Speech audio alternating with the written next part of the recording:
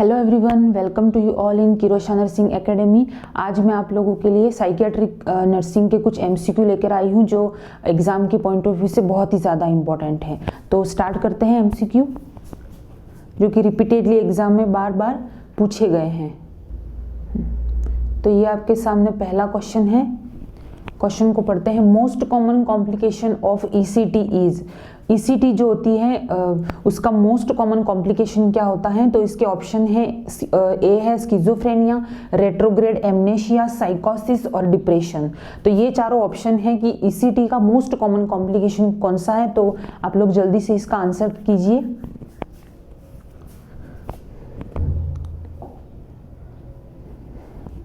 तो इसका right answer होगा रेट्रोग्रेड एमनेशिया। रेट्रोग्रेड एमनेशिया का मतलब होता है कि कोई भी उसकी पास्ट की जो मेमोरी है वो उसकी जो पास्ट की जो भी मेमोरी होती है उसको वो जो भी पर्सन है जो ईसीटी ले रहा है वो भूल सकता है, ऐसा उसके कॉम्प्लिकेशन में होता है। तो उसे हम क्या बोलते हैं? Retrograde amnesia.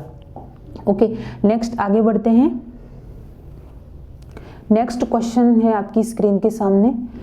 Ram is admitted in psychiatric ward, refused to eat breakfast by stating that the food is poison. This kind of response is an example of। Ram करके कोई पेशेंट है जो कि साइकियाट्रिक वार्ड में एडमिट है और उसका खाना जब भी आता है तब उसे लगता है कि उस खाने में जहर है। ऐसा कौन सी चीज़ में, कौन से टाइप के डिसऑर्डर में ऐसा हमें देखने को मिल सकता है? तो इसके ऑप्शन है, first option is hallucination, second illusion, delusion या एम्पैथी। तो ये चार ऑप्शन है। तो इसका राइट आंसर क्या होगा? तो इसका राइट आंसर होगा डिल्यूजन।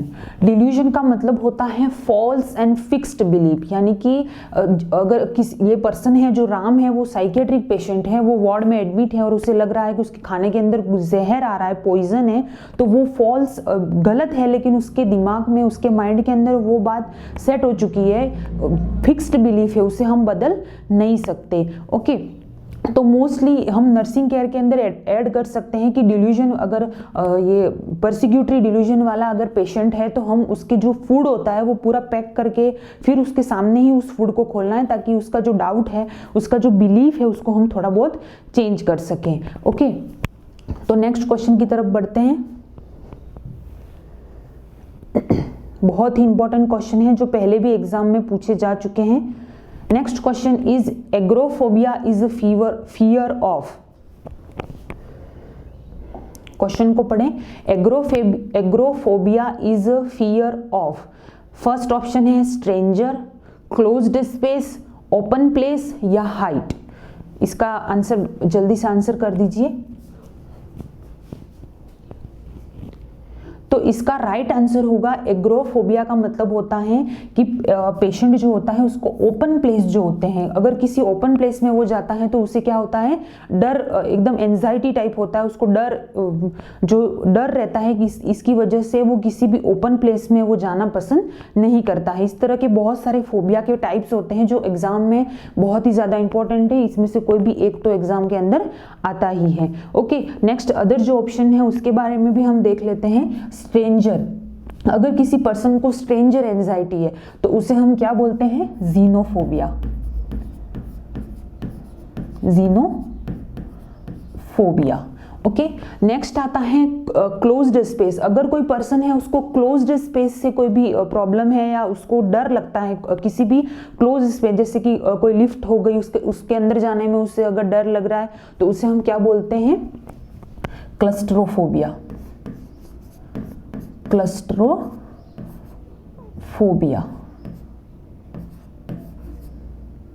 सॉरी, मैं अच्छे से लिख देती हूँ इसको। स्ट्रेंजर, जीनोफोबिया बहुत ही ज़्यादा इंपॉर्टेंट है। सारे फोबिया के जितने भी टाइप हैं वो सारे देख लीजिएगा, बहुत ज़्यादा इंपॉर्टेंट है। क्लोज्ड स्पेस यानी कि क्लस्ट्रोफोबिया।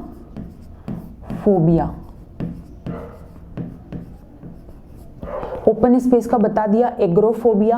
अब हाइट, अगर किसी पर्सन को हाइट पर जाने से डर लगता है और अगर वो हाइट पे खड़ा है तो उसे फोबिया है उस चीज से, तो उसे हम बोलेंगे एक्रोफोबिया, एक्रोफोबिया।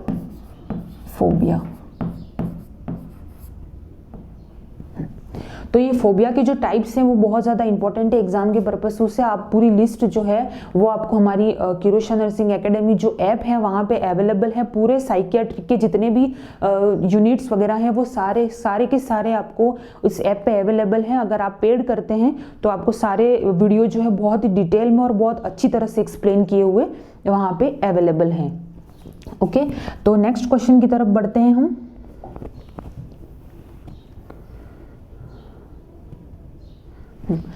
नेक्स्ट क्वेश्चन को पढ़ते हैं। Which of the following is the long term effect of medical complication of alcoholism. बहुत इंपॉर्टेंट क्वेश्चन है एग्जाम में, कई बार इससे इससे रिलेटेड भी जो क्वेश्चन है वो भी आ चुके हैं कि मोस्ट कॉमन कॉम्प्लिकेशन क्या होगा एल्कोहलिज्म का। तो पहला ऑप्शन है कोर्सकॉफ साइकोसिस, second is depression, delirium tremor या पैरानोइया। तो इसका राइट आंसर क्या होगा, जल्दी से आंसर कर दीजिए। तो इसका राइट आंसर होगा कोर्सकॉफ साइकोसिस, क्योंकि इसके अंदर क्या पूछा है लॉन्ग टर्म इफेक्ट, यानी कि बहुत ज़्यादा टाइम से अगर कोई पर्सन है जो एल्कोहलिज्म ले रहा है तो उसके अंदर क्या देखने को मिल सकता है हमें कोर्सकॉफ साइकोसिस। ये कोर्सकॉफ साइकोसिस जो होता है वो थायमिन की डेफिशिएंसी से होता है। ओके, और लॉन्ग टर्म कॉम्प्लिकेशन है ये एल्कोहलिज्म का।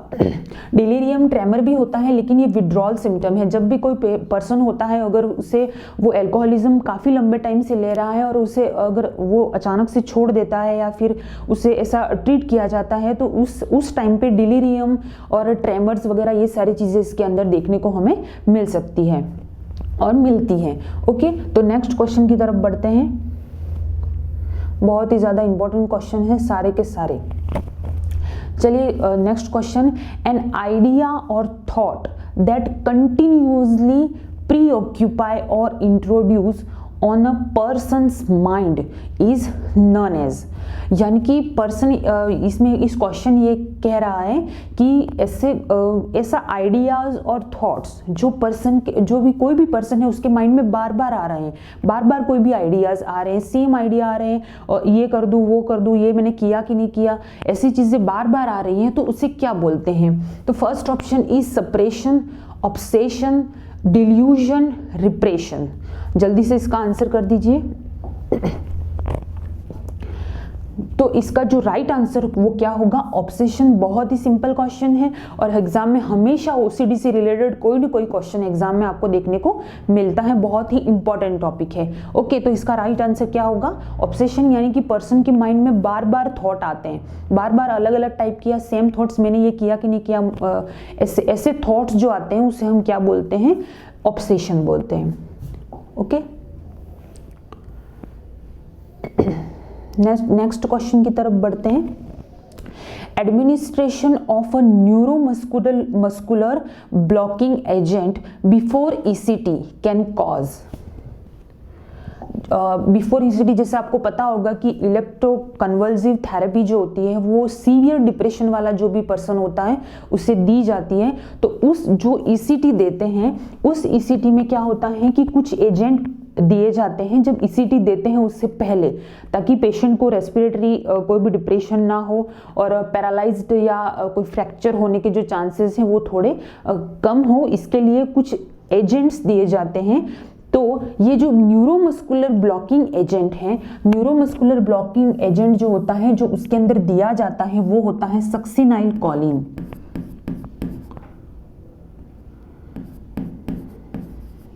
सक्सिनाइल कॉलिन आप सबको पता होगा ये न्यूरोमस्कुलर ब्लॉकिंग एजेंट है जो कि ईसीटी के अंदर दिया जाता है। और ये जो है वो क्या कॉज कर सकता है ऐसा इस क्वेश्चन के अंदर पूछा गया है। तो पहला इसका ऑप्शन है dry mouth, second is respiratory difficulties, third one is increased body secretion and fourth is seizure. तो इसका राइट आंसर क्या होगा फटाफट आप देख लीजिए इस क्वेश्चन को, बहुत ही ज़्यादा इंपॉर्टेंट है। ओके तो इसका जो राइट आंसर वो होगा रेस्पिरेटरी डिफिकल्टीज, यानी कि जो भी न्यूरोमस्कुलर ब्लॉकिंग एजेंट है जो सक्सिनाइल कोलाइन देते हैं, जो ईसीटी से बिफोर ईसीटी जो देते हैं, ताकि वो जो भी मसल्स वगैरह होता है उसका काम होता है कि रिवर्स्ड पैरालाइज्ड करता है ये मसल को, तो इसलिए ये देते हैं। तो इसमें क्या होता है पर्सन को, क्योंकि मसल जो होती हैं वो रिलैक्स हो जाती हैं, तो पेशेंट को रेस्पिरेटरी डिफिकल्टीज, क्योंकि मसल्स रिलैक्स होंगी तो जितनी भी रेस्पिरेटरी मसल्स हैं, मेनली डायफ्राम जो है वो भी रिलैक्स होगा, जिसकी वजह से, और डायफ्राम हमारे रेस्पिरेशन के लिए मेन रोल प्ले करता है, और अगर ऐसा होता है तो ये रेस्पिरेटरी डिफिकल्टीज जो होती हैं वो हो सकती है। ओके नेक्स्ट देखते हैं, नेक्स्ट ये इंपॉर्टेंट क्वेश्चन है। और हाँ, ईसीटी जो होती है उसके अंदर सक्सिनाइल कोलाइन,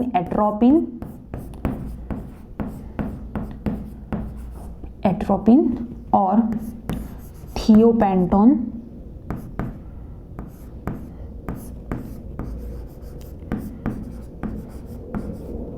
सोडियम, ओके ये तीनों जो एजेंट हैं वो भी इसके अंदर दिए जाते हैं। एट्रोपिन जो होता है वो सिक्रीशंस को कम करता है,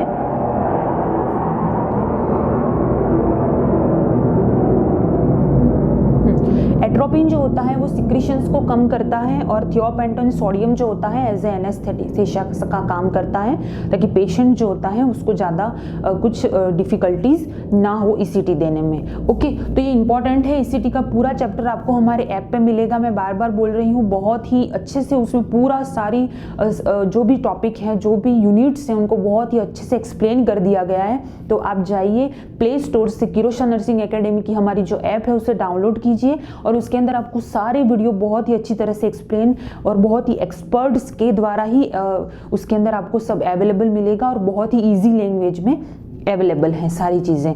ओके नेक्स्ट बढ़ते हैं नेक्स्ट क्वेश्चन की तरफ। नेक्स्ट क्वेश्चन है the most important factor in therapeutic relationship. जो थेराप्यूटिक रिलेशनशिप होता है, यानी कि नर्स और पेशेंट के बीच के जो रिलेशनशिप को हम क्या बोलते हैं, थेराप्यूटिक रिलेशनशिप। थेराप्यूटिक रिलेशनशिप के बारे में हमेशा एग्जाम के अंदर क्वेश्चन आता है, बहुत ही ज़्यादा इंपॉर्टेंट है। आप लोगों ने भी देखा होगा कुछ ना कुछ घुमा फिरा के भी उससे रिलेटेड क्वेश्चन आता है, क्योंकि थेराप्यूटिक रिलेशनशिप का मतलब होता है नर्स और पेशेंट के बीच में जो रिलेशनशिप होता है उसे क्या बोलते हैं, थेराप्यूटिक रिलेशनशिप। ओके तो इस क्वेश्चन में बताया गया कि मोस्ट इंपॉर्टेंट चीज क्या है थेराप्यूटिक रिलेशनशिप में, तो ऑप्शंस हैं ट्रस्ट, नॉलेज, प्रोफेशनलिज्म या मोटिवेशन। तो ये चारों ऑप्शन हैं, इन चारों ऑप्शंस में से राइट आंसर क्या होगा, तो इजी वे में है। अगर आपको पता है एग्जाम में भी ये क्वेश्चन आ गया कि थेराप्यूटिक क्या होता है, रिलेशनशिप का मतलब होता है नर्स और पेशेंट के बीच में जो रिलेशन होता है। तो जो भी पेशेंट है वो नर्स है, नर्सिंग ऑफिसर है, उसको सारी चीज़ें अपनी जो भी उसको प्रॉब्लम्स हैं वो सारी चीज़ें क्यों शेयर करेगा, क्योंकि अगर उसको उसके ऊपर ट्रस्ट होगा, विश्वास होगा, तो ही वो शेयर उसके साथ करता है, इसीलिए उसको थेराप्यूटिक रिलेशनशिप बोलते हैं। इसका राइट आंसर क्या होगा, ट्रस्ट। इंपॉर्टेंट क्वेश्चन है, एग्जाम में आ सकता है, आया हुआ भी है। ओके नेक्स्ट क्वेश्चन पढ़िए। Important nursing intervention for a client who is on lithium therapy। बहुत ही इंपॉर्टेंट क्वेश्चन है। लिथियम तो मतलब मोस्ट इंपॉर्टेंट ड्रग है जिसके बारे में एग्जाम में 100% क्वेश्चन आता ही है। तो इंपॉर्टेंट नर्सिंग इंटरवेंशन बताना है अगर कोई पेशेंट है जो कि लिथियम थेरेपी पे है। ओके तो इसके ऑप्शन देखते हैं। सबसे पहला ऑप्शन है restrict daily sodium intake. Second one is test client urine specific gravity। Third option is monitor drug level in blood। Fourth one is withhold all other medications। तो इसका आंसर करिए जल्दी से, बहुत ही ज़्यादा इंपॉर्टेंट क्वेश्चन है, एग्जाम में आ भी सकता है और बहुत ही बार पूछा चुका है। ओके तो इसका राइट आंसर जो होगा वो होगा monitor drug level in blood. हमें ब्लड के अंदर जो भी पर्सन है, किसी को लिथियम चल रहा है तो उसे हमें बार बार जो होता है वो लिथियम का लेवल जो ब्लड के अंदर है वो चेक करना बहुत ही ज़्यादा ज़रूरी है, ठीक है। और इसके लिथियम से रिलेटेड कुछ इंपॉर्टेंट थिंग्स ये है कि लिथियम अगर कोई पेशेंट ले रहा है तो उसके अंदर हमें सोडियम के इंटेक को रेस्ट्रिक्ट नहीं करना है, हाई सोडियम डाइट देनी है। ये इंपॉर्टेंट थिंग्स है एग्जाम के पर्पस व्यू से कि हमें हाई सोडियम डाइट देनी है पेशेंट को। ओके, क्या देना है? हाई सोडियम डाइट देनी है। पर्सन को बार बार उसका मॉनिटर ब्लड लेवल जो है लिथियम का वो चेक करते रहना है। और प्लस इसके एक और इम्पॉर्टेंट चीज़ है कि जब लिथियम का लेवल जो चेक करते हैं ब्लड के अंदर, ये बिफोर ब्रेकफास्ट करना चाहिए। ओके, इम्पॉर्टेंट चीज़ है बिफोर ब्रेकफास्ट। ब्रेकफास्ट के बाद नहीं लेना है सैंपल, ब्रेकफास्ट के पहले सैंपल लेना है। ओके, नेक्स्ट थर्ड थिंग्स जो कि इंपॉर्टेंट है वो ये है कि अगर कोई एंटीनेटल मदर है, ठीक है, एंटीनेटल मदर को अगर हम ये लिथियम थेरेपी पे है या लिथियम दे रहे हैं तो उसको एब्स्टीन एनोमलीज जो होता है वो होने के चांसेस होते हैं, यानी कि कंजेनिटल हार्ट डिजीज होने के चांसेस बेबी के अंदर बढ़ जाते हैं। इस बात का ध्यान रखना है। ओके, तो ये इंपॉर्टेंट क्वेश्चन है एग्जाम के। लिथियम ड्रग जो है उसके बारे में आप डिटेल में पढ़ लीजिएगा, बहुत ही ज़्यादा इंपॉर्टेंट ड्रग है। ओके, नेक्स्ट क्वेश्चन पढ़िए क्वेश्चन और फटाफट से आंसर दे दीजिए। Okay, persecutory delusion is common in, important question है, persecutory delusion is common in. Persecutory delusion का मतलब होता है कि मैंने आपको पहले ही बता चुकी हूँ कि परसिक्यूटरी डिल्यूजन का मतलब होता है कि पर्सन जो होता है वो उसको लगता है जैसे कि उसके खाने में किसी ने जहर मिला दिया है, उसको कोई मारने के लिए आ रहा है, ऐसा उसको बार बार ऐसा फॉल्स एंड फिक्स्ड बिलीफ उसके माइंड के अंदर सेट हो जाते हैं। तो ये किसके अंदर आता है? मोस्ट कॉमन सीन इन, तो ऑप्शंस हैं स्कीजोफ्रेनिया, नेक्स्ट ऑप्शन है is paranoid schizophrenia, third one is bipolar disorder and fourth option is OCD. Okay, तो चलिए इसका राइट आंसर जल्दी से कर दीजिए। तो इसका राइट आंसर, नेक्स्ट क्वेश्चन की तरफ बढ़ते हैं।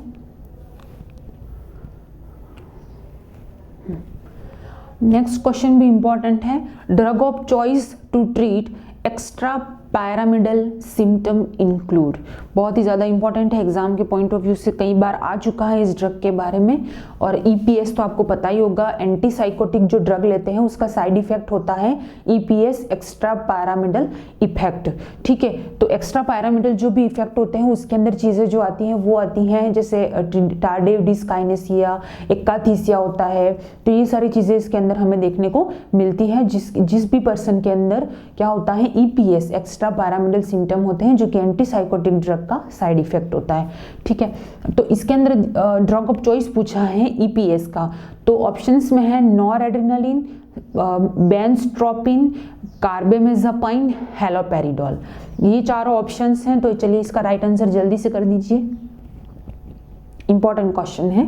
तो इसका राइट आंसर जो होगा वो होगा बेंजट्रोपिन। बेंजट्रोपिन इसका राइट आंसर है किसका? ड्रग ऑफ चॉइस और ऑफ ईपीएस। इंपॉर्टेंट है ये ड्रग ही, इंपॉर्टेंट, बहुत ज़्यादा इंपॉर्टेंट है। ओके, नेक्स्ट क्वेश्चन की तरफ बढ़ते हैं कि drug most useful in treatment of obsessive compulsive disorder, ऐसी कौन सी ड्रग है जो ओसीडी को ट्रीट करने के लिए बहुत ही ज़्यादा इंपॉर्टेंट है, जो जिससे ओसीडी को ट्रीट किया जाता है। ओके, ऑप्शंस हैं, पढ़ लीजिए आप। एमाइट्रिप्टालिन, सेकेंड हैलोपेरिडोल, डॉक्सेपिन या फ्लुक्सेटिन, ये चार ऑप्शन हैं। तो जल्दी से इसका आंसर कर दीजिए।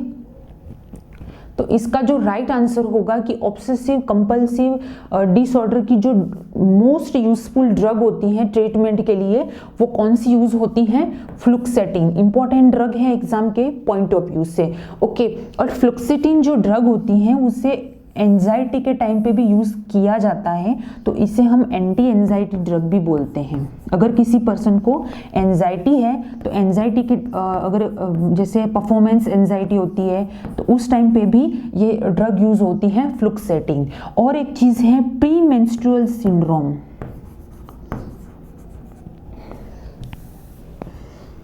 Pre menstrual